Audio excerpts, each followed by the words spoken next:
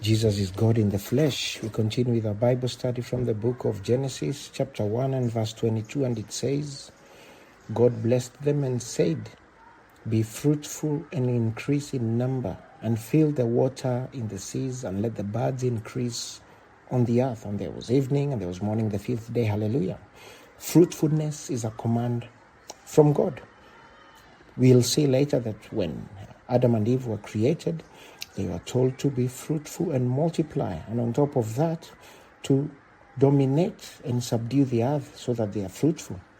And we see the birds were fruitful, and they became many, and the creatures of the sea, they were fruitful, and they increased in numbers. And you see, on the human side, it takes two forms: become fruitful and get children, so that the earth is filled.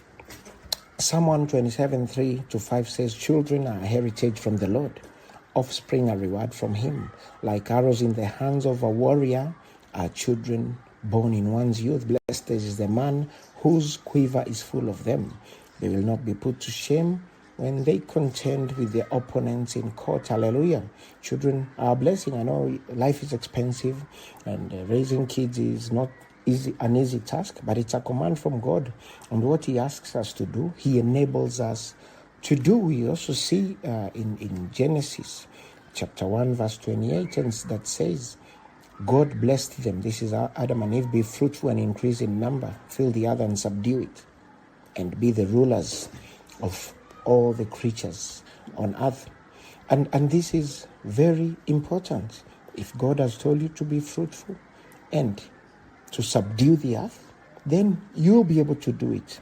If you want to know that success is built in everybody, do what God created you to do. If you don't know, ask him. And if you don't ask him, you see you are gravitated towards a certain sector of economy. That's what God created you to do, and you'll be able to subdue it and become fruitful, and thus lacking no provision, because that's how God provides. Be blessed.